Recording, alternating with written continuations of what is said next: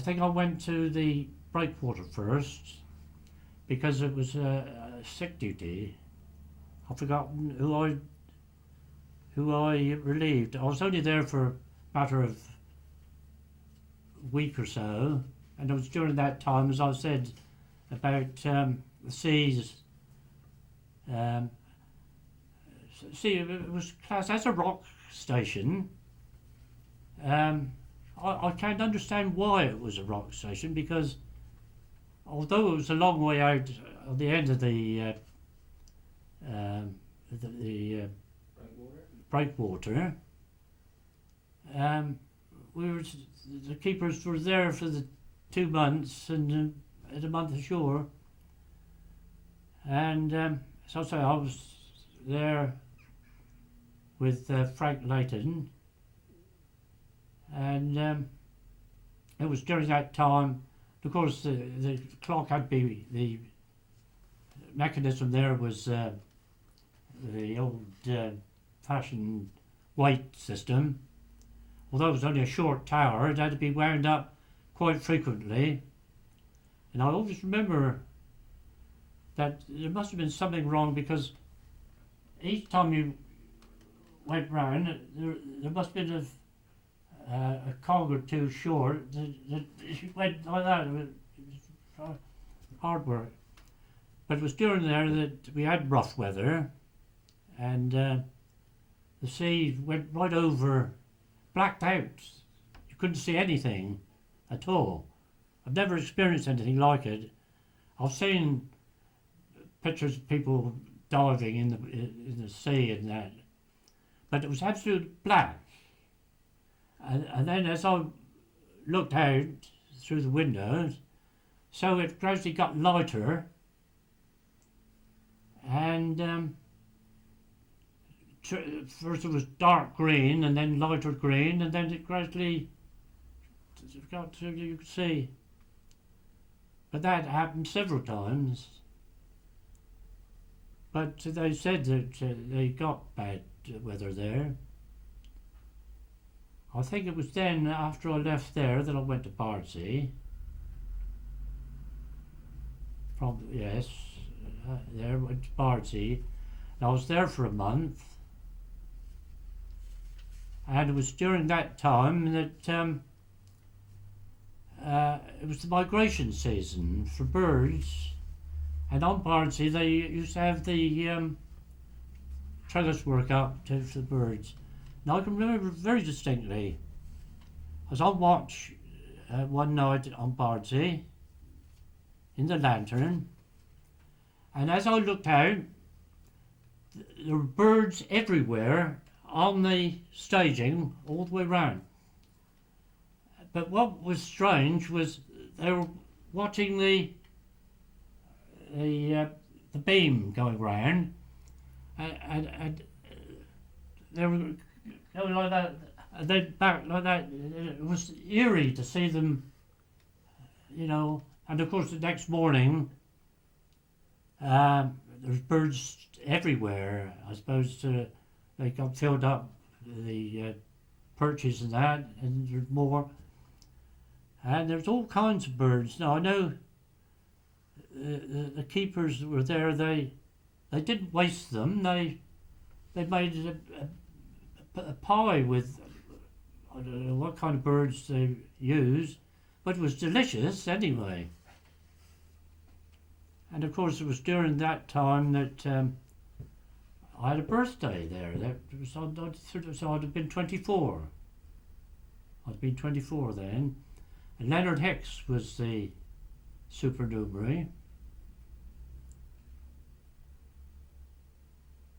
And on our afternoon off together, he said, let's go up round the mountain. That was the one end, it was the mountain. And of course, I said, yeah, that'd be nice, stretch our legs. And he said, we'll go up round that way. So we went up round that way. And my goodness, I was frightened to life, because we climbed. You've been to Bardsey? Do you know the the steepest part. Yeah. There's like goat tracks in that there. Yeah. Well, we went along those goat tracks, Leonard X and of course, when I saw, I thought that was footpaths. So that was only goat tracks. And we've got decisions that I was, you know, I never thought that I was going to finish that was on my birthday, on the February the 7th, 1935. And when we got so far around, I said, crikey, Len, I said, how much further we got to go? Oh, he says, not much further. He says, not much further. I was too afraid to say, well, let's go back, because I couldn't face to go back the way we come. So he says, well, round there further, there's a cave. He says, we'll get up round to that. Whether there was a cave or not, I don't know, but we eventually got right the way round and got home safely. Yes. There was a proper primitive affair. They only used the islanders that were there. There's only a family or two there then. Some of them had never been away from the island, but they had a sort of a whaler boat. They used to go across market, take their sheep and that cattle, and over to Aberdaron. And of course, when they came back, all the island used to turn out. They had a winch there to winch the boat in, and I know everybody had to take part, even the Lighthouse Keepers. I know I took part, and I swear to goodness that there was one occasion there was a hand on both sides of the winch, and I swear to goodness that I was the only one that was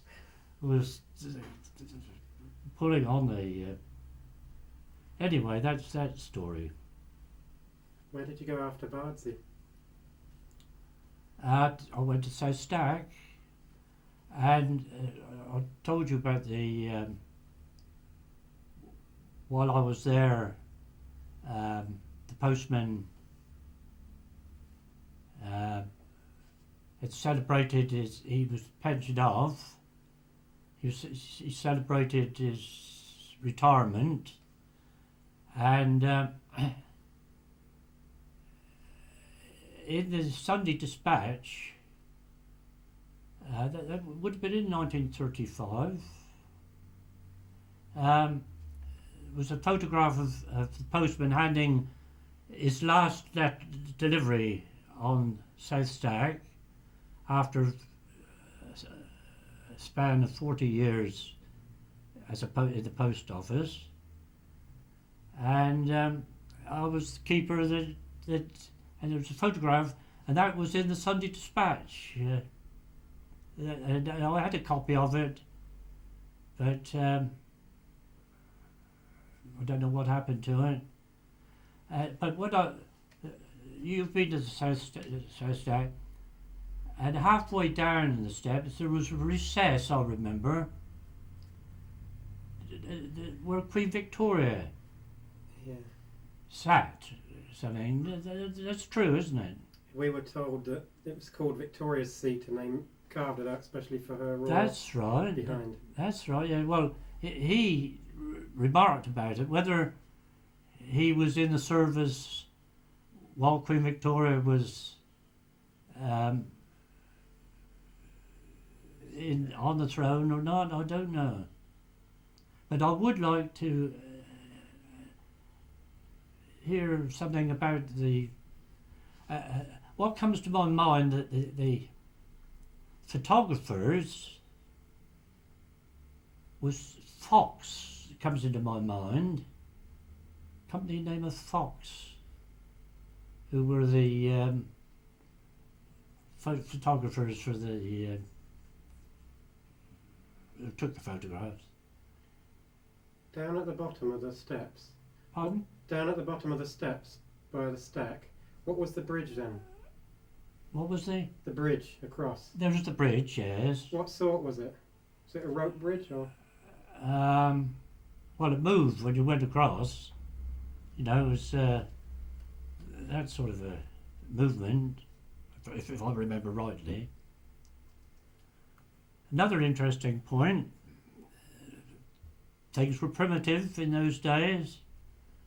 I was there, I don't know how long I was there, but one of the keepers, did I give you a list of the keepers that were at the South Stack?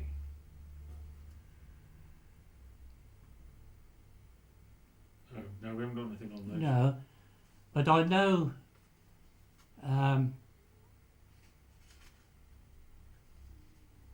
it was a land station, you know, to my surprise, and Simkin, not Simkin. Well, anyway, one of the keepers, there was the families were there, and one of the keeper's daughters had a bedroom next to the super's quarters. Well, strangely enough, she had to go through my room to get to her room, and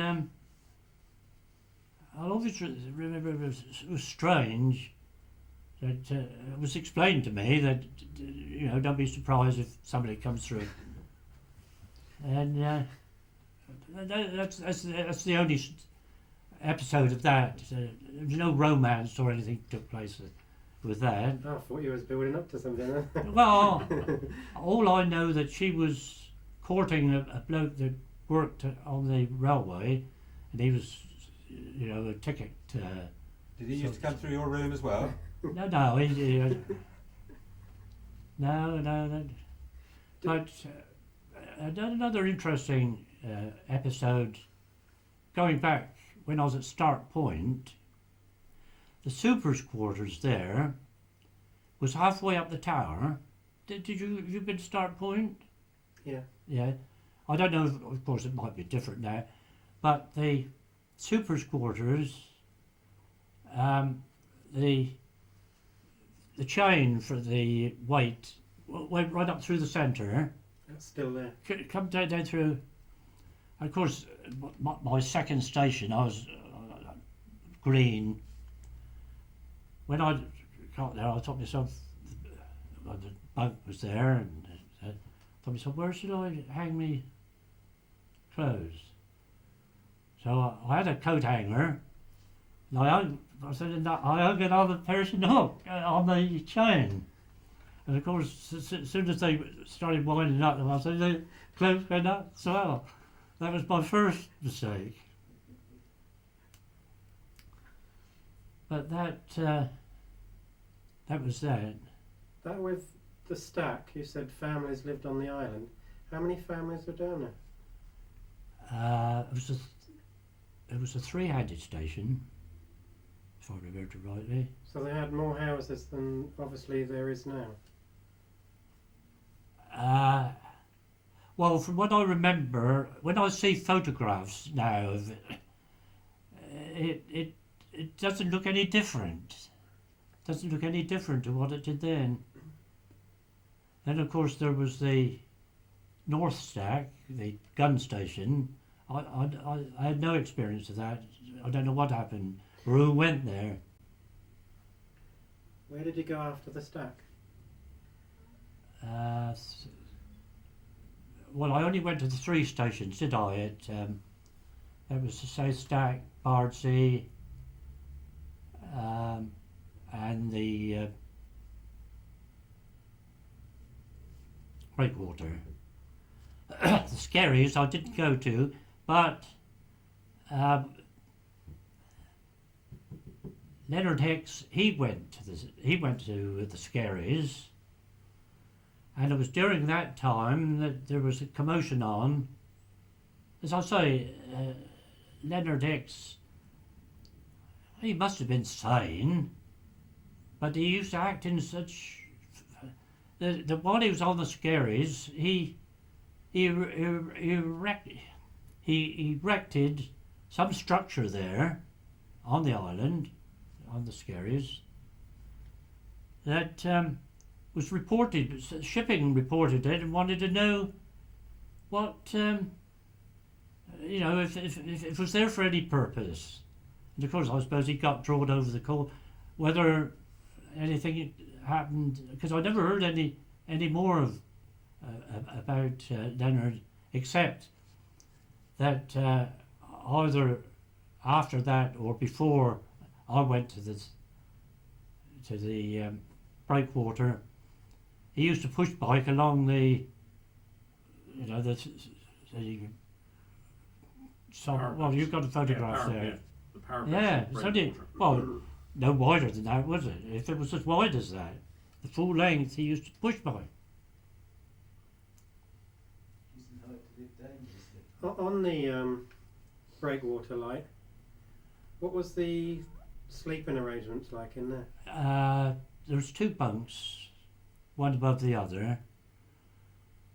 I can't remember much more than that, and the curtain rolled down. And I think there was a door. Was there a door?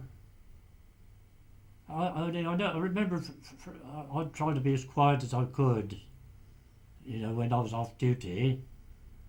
And Frank, he was either a light sleeper but he complained. I remember that I was making too much noise. And I was jolly glad when it was time for me to move on. 2 years as a super, I spent a year on the Swansea district, and that was between London North, South and Flat Holms. Yeah. I did that 2 spells of that. I was there 6 months on 2 occasions. Can you tell me a bit about Flatham? Flat Holms, yes, I can tell you a little about Flat Holms. That, of course, the living accommodations was quite a distance from the tower, the living accommodation, and of course, I suppose officially the keeper should have spent his time at the tower, but it didn't always work like that. Of course, the watchman did night time stay there. That's right. He'd never come back. The morning watchman, he used to stay at the tower until he put the light out, and then he'd come down and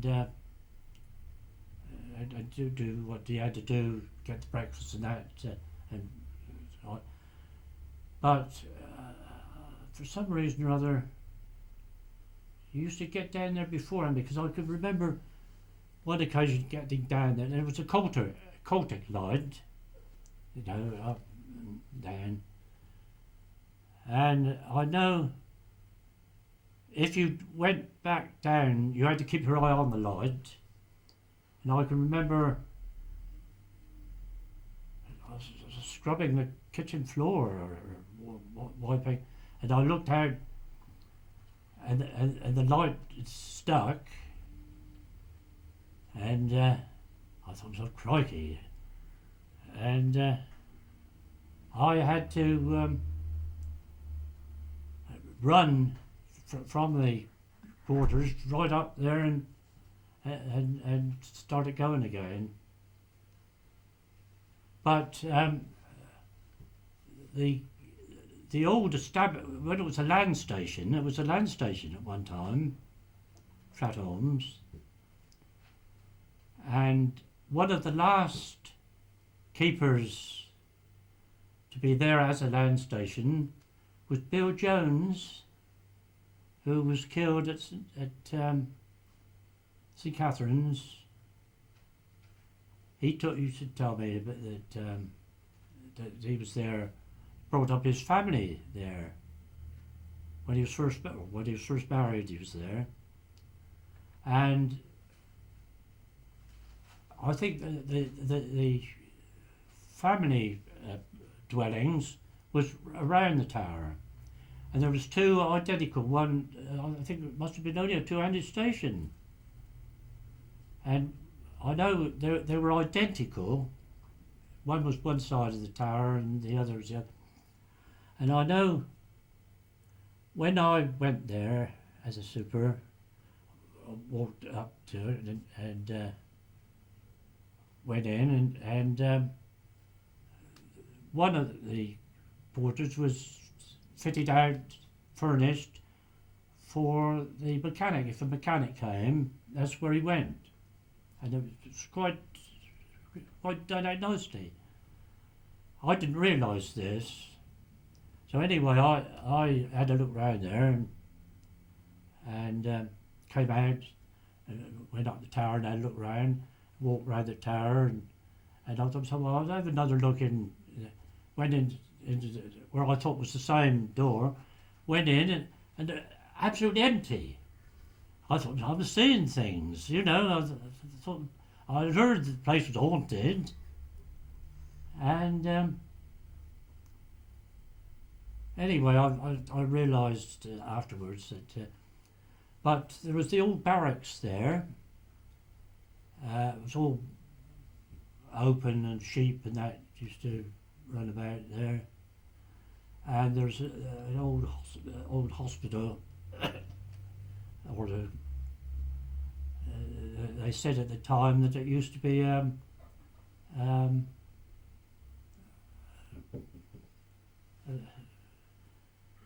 do they call it? Isolation hospital. Of some sort of, from the plague. They used to take people across to Flat Holms and used to spend their last days there. And there was the old furnace and that where they used to burn it was quite an eerie place. You went to Braunton Sands, is it? Pardon? The town, Braunton Sands? Yeah, the Bideford Bar we used to call it. Oh. Can you explain about that place? Oh yes. It was a long walk from Braunton Village, wasn't it? That's right, Braunton. You used to walk to the White House, and then you had to walk across the sand dunes to the lighthouse, which was made of wood.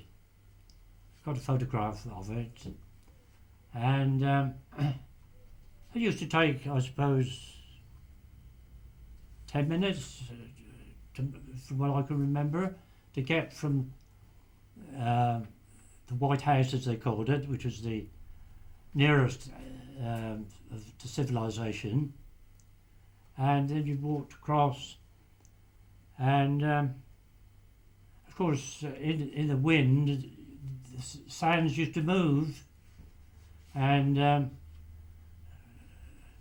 lighthouse always used to be surrounded by sand, and there was the low light as well, which had a tide ball there, which you had to hoist according to whatever the tide was, and of course that was joining the river, and they used to be visited by salmon poachers. Poachers used to come there, and there was nothing to go down during the night when you were on watch. You had to go down and alter the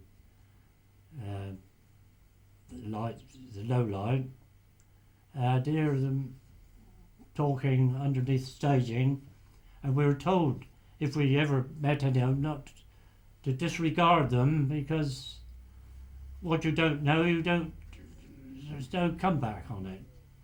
And I think it was some understanding between the establishment and them, because occasionally you'd find a salmon outside your front door or back door. What was the the arrangement you had to raise and lower a ball, was it, you said? That had a winch for that. Mm. And I think it was there, if I remember rightly, that one keeper, the name of Jones, nothing to do with the other Jones, lost a finger. And I don't know, something got stuck and he put his finger in and something went and he lost a finger. But I don't remember what the details of that was. What did the tide ball do? The tide got a photograph of the ball. Photograph taken of one of the keepers and several people there. And when you had to hoist that, whatever the state of the tide, well, when it was hoisted up, I suppose it was high water, and when it was lowered, it was low water, I should assume. What was the accommodation like in the building? Pardon? What was the accommodation like in the tower for the keepers? Where at Bideford Bar. Bideford Bar, it was a land station. There was I lodged with the keeper, with alternately if I was relieving. I don't know that there was the super's quarters. I know the toilet was about 5 minutes walk over the sand dunes. That was I think for the supernumerate. But it was a lovely spot. What was the story about the inviting people in for tea? Oh yes.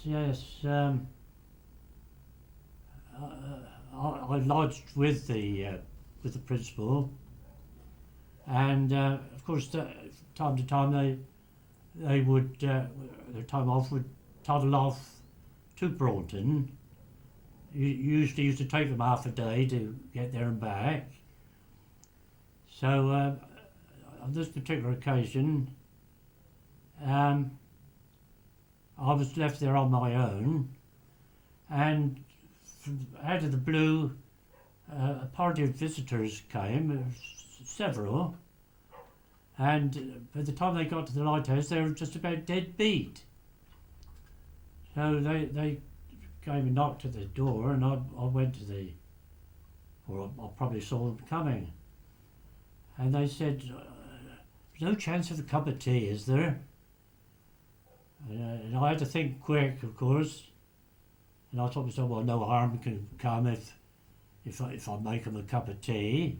I'm sure PK won't, or his wife won't mind that. So of course I put the kettle on, made a cup of tea, and I sat down, and lo and behold, halfway through it, they both walked in. They'd come back earlier than expected. Of course, I didn't know what to do. And I had to explain, and it passed off all right. But after they'd gone, I had a good lecture, and I said, well, what could I do?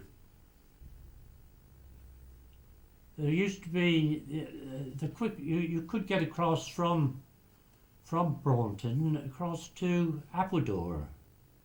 There was a rowing boat. Used to be people. Whether these people come across that way or not, I don't know. Of course, Westward Ho is close handy there too. But of course, my memory of the location is it's not so good as what it was. But I was surprised in later years to hear that the lighthouse was last manned in 1945, pulled down in 47 or something like that. It was around about the time that I left the service. If you go out along the beach, You can find bits of the lighthouse still there. Oh yes, yes, Bits of rubble in the garden. yes, yes, Some funny curve-shaped tank, yes. probably an oil tank. Oh yes, oh yeah. It was a lovely spot. You're right alongside of the. I tried to learn to swim while I was there, but I never succeeded. I never could swim. I used to say, well, what's the good if you're on a relief and you go overboard on some of these rock lights? Whether you could swim or not wouldn't make much good.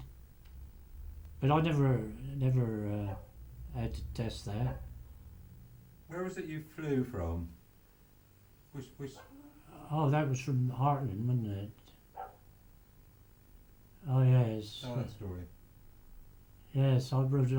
Well, We put that in the lamp Yes. magazine, didn't we? Lamp of, not last one, the one before, I believe, wasn't Yes, yeah. it? Yes, from the lighthouse at there was an air station between Barnstable and Bideford somewhere, Braunton. Small airfield near Braunton. Yes, and I was courting at the time a girl in South Wales. Of course, this was all before, and on my day off, I arranged for her to go to Cardiff, and I would arrange to fly over from Barnstable to Cardiff for the day and spend the day there and come back. And which is what I did. It was my day off. I arranged for a taxi to pick me up, took me there, got in the plane. So it's only a 2 or 3 seater. You had to walk along the wing to get into the cockpit. The chap said, careful where you put your feet, because it's only fabric. And away we went, and got there, of course, spent the day at Cardiff, around that area. And to get back, I had to have a special flight, which cost me considerably more than like the regular. Anyway, I got back, but before I left Cardiff, I bought the Welsh Argus, the evening paper, and of course, I time came that I relieved the keeper, which was Bill Hyle. He said, "How'd you spend the day?" he said. I said, I told him about it. He said he thought I was pulling his leg. You know, he said you couldn't possibly go on to Cardiff. Until I showed him the evening paper or the afternoon early edition. And I got a lecture from him saying, well, you should. Suppose it had been fog or anything like that, and you couldn't have got back. I mean, what excuse could I have had? I wasn't concerned, really. And of course, he eventually became my uncle by. It was then, as I say, he's an island chap. He told me that when I got back to the island to visit his family, which I did, and eventually met his niece. We got married, and that's the result, the 2 nippers. How about your experience at St Catherine's when you were? Oh, St Catherine's. Yeah, I was ashore. This was during the war. I was ashore from the NAB, and superintendent said, "Squibb," he said, "I want you to go to St Catherine's either this Tuesday or next Tuesday to relieve the PK. He's due to go to London on a Whitley Council. It's only just for the day," he said. and I wanted my leave on that occasion when I come ashore. So I said, well, which day is it to be? Is it this Tuesday or next Tuesday? He said, I'll let you know. So within an hour or two, he said it'd be this Tuesday. Oh, I said, well, can I have start my leave following week? Well, when I come back. So off I went down to St Catherine's and relieved Mr Grenville. The entry was put in the journal. I've got a copy of it, a photograph of it. And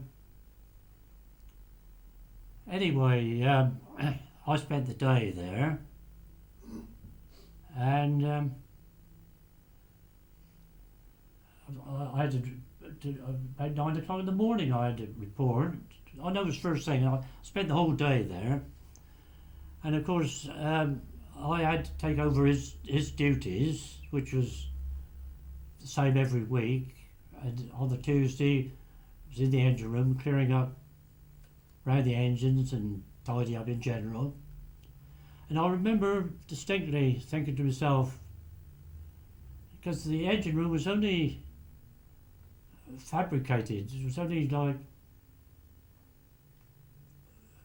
what's the name, roof, like slated roof.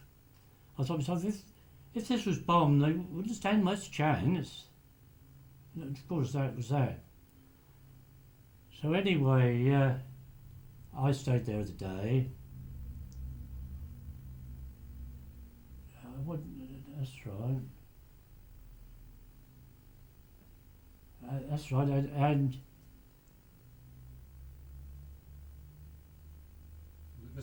Mr. Jones and Mr. Tompkins. oh yes, yeah, that was that. That ended that day, and at the end of the day, Scrabble was back, and I signed off, didn't I? That was the same day, wasn't it? And of course that was it. And I started my leave. We went down to Somerset and while I was there, we rang up relatives at Knighton, and then lo and behold, they said, of course they had to be careful what they said on the phone. Wartime, everything was censored and you could be had up for anything. And they said, oh, we've had visitors on the island down the Lighthouse, and you won't see your friends anymore, or something like that. And it turned out that that was the next Tuesday, wasn't it? Yeah. And it turned out that they were doing, the two keepers were doing exactly the same work as what I was doing the week before. Charlie Tompkins, who lived in the tower, was off duty, and I suppose he got the alert, the double red alert that enemy action was imminent, and he rushed across to tell the keepers to watch out, and he no sooner got in there than up it went. Direct hit, wasn't it? Direct hit, wasn't it? Yeah, direct hit. They only found bits and pieces. So you chose the right week to be there? Well, then? that's how it turned out to be. But as I say, years afterwards, I got a copy of the journal. Have you seen it? Yeah. Whether you want to take a picture of it. You've got where they signed on, didn't they? They never signed off that day. Yeah, well, I did that one for Red Simo's benefit, because Red Simo, he went there. He was the first keeper after the occasion. I think he hadn't been appointed. He was only a young keeper then. Now he's only a year or two younger than I am. Going back to the NAB, what happened that period when you were waiting for the relief and it didn't come? Oh, well, yes. Yes, there was an occasion when the relief was due.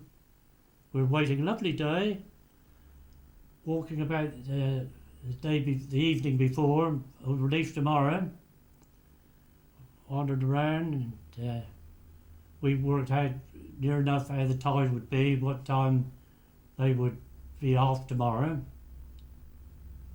And anyway, the next day came and the morning went through, no signs of the boat. They went by and it was next day before, a day or two afterwards, because we had no communication with the mainland then, only by Morse lamp, and that was very rarely used. And anyway, eventually they came, and they came up and they told us then what had happened, that the day before they were stocking up the boat. Jimmy Bray was the bosun at the wharf, and he'd landed, got all the provisions and that on the boat to go out to the tender, and they had coal and that, I think. So the water was jollying her up to the top when they left the wharf, and they went out by the breakwater. Just got outside of the breakwater where the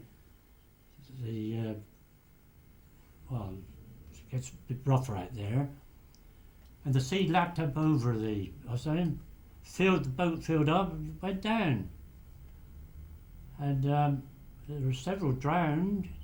My relief was drowned. He was a supernumerary. What was his name?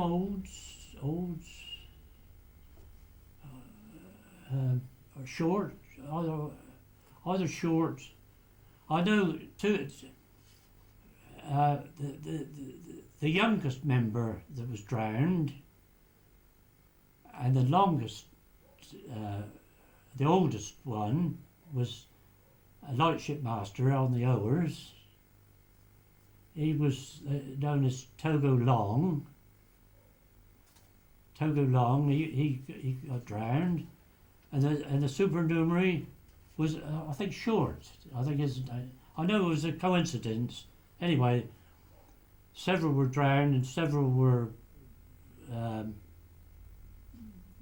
a bad way. Ernie Thurston was one. He was coming off as well, wasn't he? Yeah, he would have come off as well. So there would have been two of us due to go ashore, and that was the end of that. You led a charmed life, really, haven't you? Yes. Yes.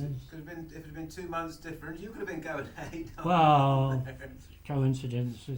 Things were mapped out. Right. Thank you very much for your time. You're very welcome. Very welcome.